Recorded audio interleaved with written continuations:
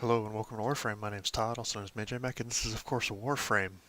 Last time we left off, we completed another part of the Hidden Messages quest, and this time we're going to hopefully be able to complete one of the final legs of it.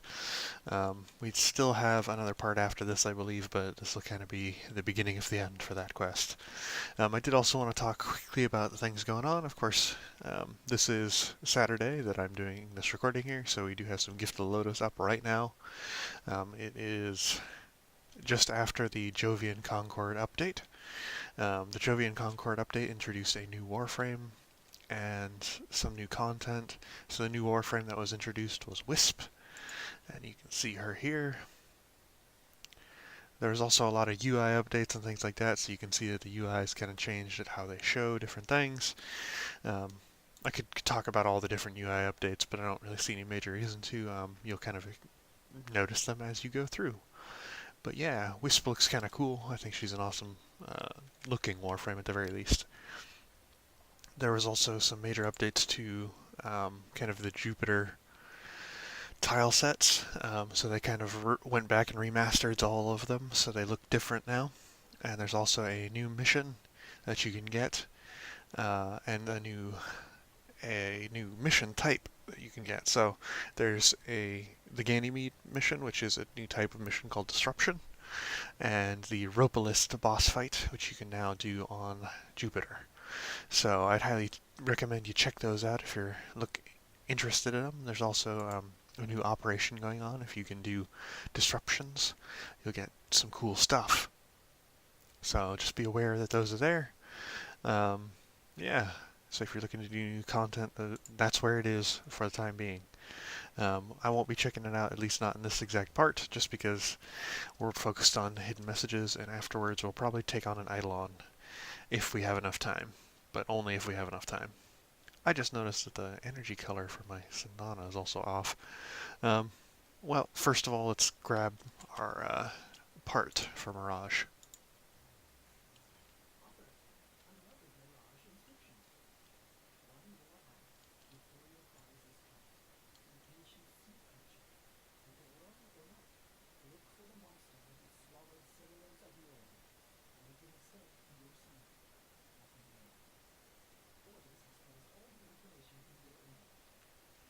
So that's another riddle detailing another character from Greek mythology, of course. I'm going to change my energy color on here real quick. Copy main colors. And then we'll change this to our red that we'd used previously, and we'll change this to the secondary red. We'll change this to the brown black, and we'll change this to back to the gold that it was. There we go. Let's fix that. So the major thing to note is that it was a sea creature that they're referring to, and one of the major sea creatures in Greek mythology was Charybdis. Charybdis. Forgive me if I'm not pronouncing that exactly correctly.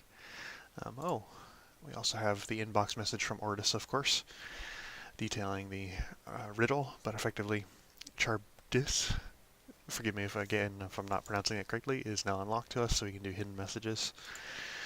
And we will jump straight into it. This one is a hive sabotage, I believe, and I don't think we've seen one of these before. So it'll be a little bit of a different style mission. We'll be able to show that off. You'll run into these style missions, if I'm not mistaken, a lot on Eris. And when you're doing some quests on Eris, I believe you'll see a couple of them too.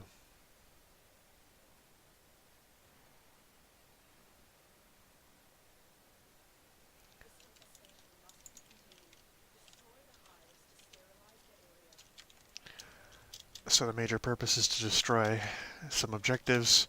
I actually think this type of mission is super easy. It is referred to as Hive. It is an infested mission, of course, but it's very similar to a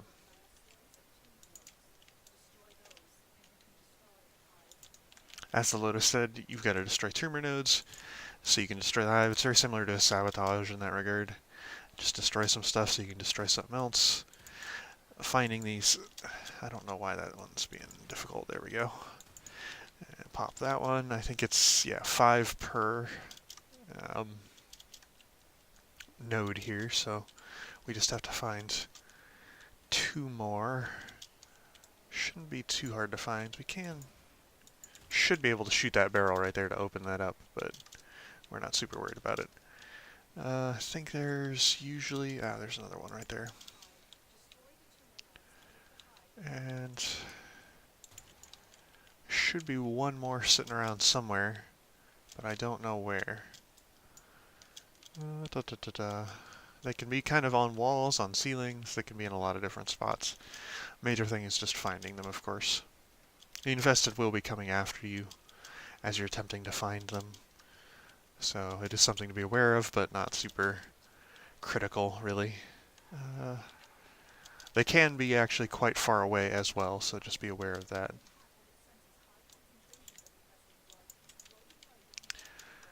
So you could kind of see that one was quite far away.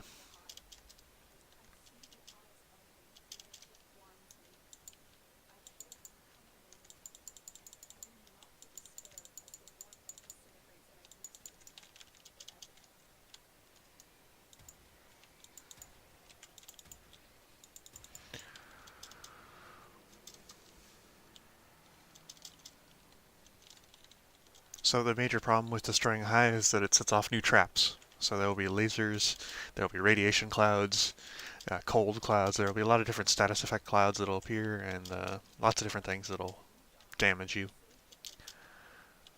The actual enemies themselves are relatively harmless, so you can pretty much just ignore them, and they're also not a part of your objective, so just focus on the tumor nodes.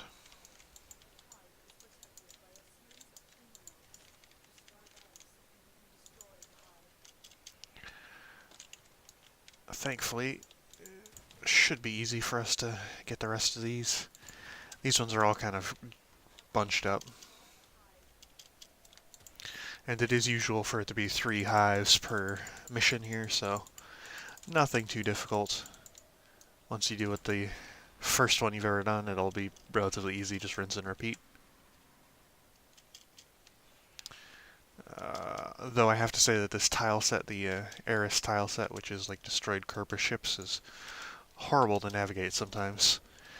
Very maze-like, lots of dead ends, and very confusing at times. There's one room in particular that I absolutely dislike more than any other, because it's the circular room, which has like a couple entrances and exits, but the exits are always random, and I hate it. That's just my personal problems, though. If I can bloody... I'm not sure why I'm not able to hit this thing. Come on, there we go.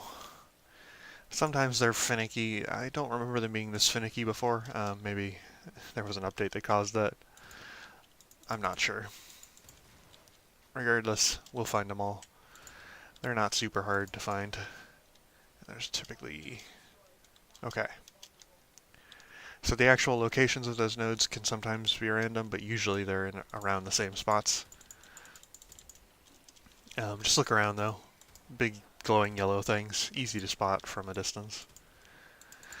The only time it becomes a problem is when they're in back rooms and things like that, or far away. And that completes this part of the Hidden Messages quest. Relatively simple stuff.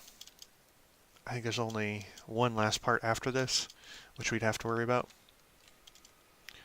And hopefully we won't have to really truly worry about that just yet.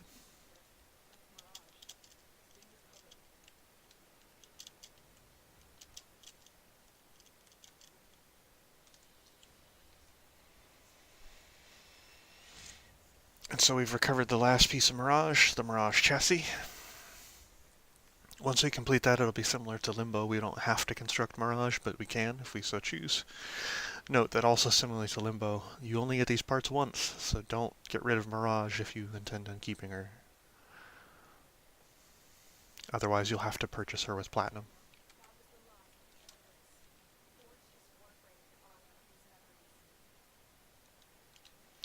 And we can do just that. Alright. Where is that last part? Okay, well, we need a little bit of plastids, but we can of course forge that. I will make sure to get that done, even if I don't do it in the episode, so next time we can kind of close out the hidden messages quest. But now we can kind of go on to something else, which I've been hopefully looking forward to, because it'll allow us to do a lot of things and unlock a lot of things. I probably would want to have a Hellfire upgraded. So I don't know if I talked about Rivens before. We did get one. Rivens are effectively mods that you can unlock, and they have special qualities to them. This one seems relatively easy to unlock, so we might do that at some point, but I'm not going to worry about those at the moment. I will show those off later. You have a capacity for those and other things, and they tend to do more than just your average mod, but they tend to be much more random as well. So you can get a Riven that's just absolutely junk. Let's go with Hellfire. So we'll change out Toxic for Fire, and we'll get Radiation on our main weapon here. So Infected Clip, we'll change that out for Hellfire. If I can find it, there it is. We need to upgrade this as far as we're able to. 3. Yeah, we can do that. Not fully upgraded, but close enough. Because we need radiation on our weapon for when we're fighting an Eidolon. So when fighting an Eidolon, the best combination for damage would definitely be radiation and then cold. If you want an extra bit of damage, this is kind of a good loadout overall. If I had some more crit mods, I would put those on instead of Fast Hands and Ammo Drum. Piercing Hit also isn't great. I could definitely go with some better ones there, but for now this is an okay setup, and I will kind of try and show this off to the best of my ability as long as it's nighttime. So I suppose we should check that first. I'm hoping it's nighttime. Night in 1 hour. That's fantastic, actually. 1 hour of 1 hour of game time is nowhere near as long as 1 hour of actual time, so it's probably only like a couple minutes. So we'll go ahead and over to Cetus, and we'll kind of wait for nighttime, because we want to fight an Eidolon, and this will unlock hopefully a lot of other things. Oh, maybe I should stop skipping that cutscene so we can actually see our new ship design from the bottom there. It's just a force of habit at this point. I've seen those cutscenes so many times over, you know. And when you're playing Warframe, it's just all about speed most of the time, so we kind of get certain habits like that, or we're skipping things. So Eidolons, and defeating Eidolons in particular, you can do just without selecting a quest, but you can also do them with selecting a quest. I don't want to rank up. I want to go bounties. Okay, so the Eidolon quests haven't unlocked just yet. Should be relatively soon, though. We're only going to focus on fighting one Eidolon, and we'll probably be very quickly because we will be trying to do it as a group. But when you start fighting Eidolons, you can come over here once you've unlocked your operator mode, and it's talk with Kanzu.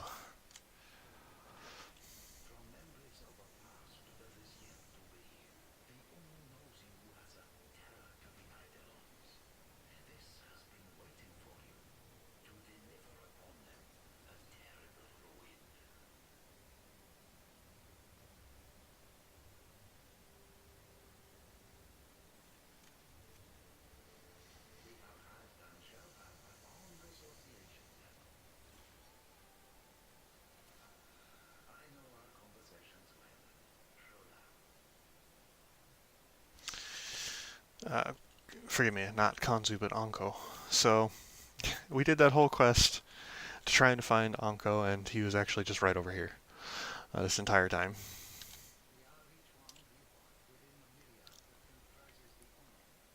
So what he just gave us was the Mote Amp. It's the most basic amp that you can get for your operator. Amps are effectively operator weapons. You can, of course, assemble amps. There's tons of parts that they've added for them since. For your For your first amp,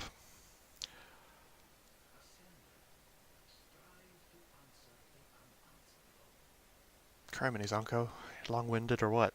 Um, Effectively, for your first amp, anything that you can create is kind of better than the Mote amp, the first amp that he just gave us, effectively. A personal favorite of mine, just for a first timer, is the Schwack Pencha, and where is it? Jutini. Those are very, very easy to get right off the bat, and it gives you a nice um, basic amp, which should be good for fighting Eidolons for a good amount of time. A more upgraded version would be something like the Grand Mu, the Shraksun, and either the Lowrin or the newest one that they added, which was the Certus, which you can get from doing stuff in, forgive me, Fortuna. But otherwise, you can get the Lowrin brace, and that's kind of what most people at the current time consider like the best you can get. Um, Regardless, you can now upgrade your standing with the quills. Um, to do that, you'd take down Eidolons, and as a result, you'd be able to kind of go up in rank. Let's see, rank up. So we'd have to, of course, upgrade our rank with the stuff we'll get from the Eidolons. So in other words, get more reputation with the stuff we get from Eidolons, and then we also trade in intact sentient cores and credits to rank up. And with it, we can then purchase parts for our amps. And you can kind of see that the first two ranks will be able to get you some parts, which you'll be able to craft that first amp I just detailed. The first rank will get you the Pencha Scaffold. The second rank will get you the Schwack Prism and the Jutini Brace. Both of those will kind of combo together for a very nice starting amp. Otherwise, once you start getting up into the later parts, you can get the other parts which are required for more complicated amps. Let's see. So they've changed this menu a little bit on me. There we go. Trade sentient cores. So as you defeat sentients out on the plains of Eidolon, you'll collect sentient cores. These cores can be traded for a quill's reputation, which can then be traded in for amp parts and other items, such as they also have the, what are these called? Criminies. Now I'm just losing my mind. Effectively the, heck. Effectively these are like upgrade pieces that you can add on that give different effects. I just don't remember the name of them at the moment. Losing my mind. But effectively, this is, if you'd seen these slots previously on Warframes or weapons, this is where you get them. You can also get them from other events, and also in Fortuna as well. So, it should be noted that you do require to guild amps the same way you would with Zaws. So you can guild them, which will increase their mastery capabilities. It'll also increase their stats and everything, so that is something definitely worth doing. And since it's not nighttime yet, we can talk with Anko a little bit.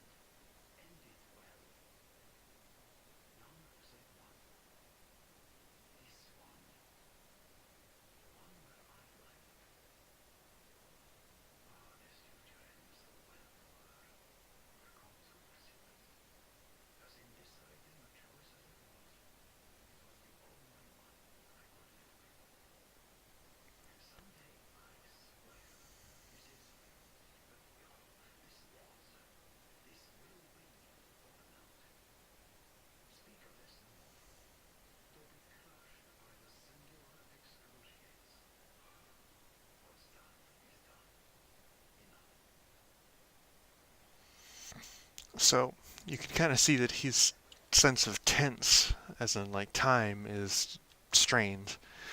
And it's believed because he is a quill, and the quills are a secretive organization that worships the Unum. The Unum is this large sentient tower which is believed to be sentient. Well, and it's believed that this tower is actually some sort of Orokin machine, which is part sentient, part Orokin. It's really quite hard to describe. Um, it's believed though that this tower has some sort of will of its own, and Anko as a quill somehow was able to communicate or be shown something by the Unum, and it allowed him to effectively see different possibilities. Um, so yeah, that's kind of how that goes. Are we actually going to have to wait an hour for this? Because I think it might actually be... maybe they changed the thing so it's actually telling us that it'll be a full hour. Let's head out of Cetus for the moment. Effectively, you saw Anko and you saw all that sort of stuff. Let's head out and see what the readout says, because if we have to wait an hour, of course I'm not going to make the video that long. We'll just come back at some point next time, and we will do it next time instead. Yeah, okay, so it's a literal hour that the time of day is, not the in-game hours. Okay, that's fine. We'll come back to that next time. We've talked with Anko, we've seen amps. When you're equipping amps, you can effectively come into your operator. However you so choose, you can go through the menus, you can go through the armory. But when you are with your operator, you go over to appearance here, and the amp tab will show your amp. The amp that, of course, Anko just gave us was the mote amp. It's real bad. It's effectively just a laser beam. It has no secondary function, I don't believe. Yeah, it doesn't list one.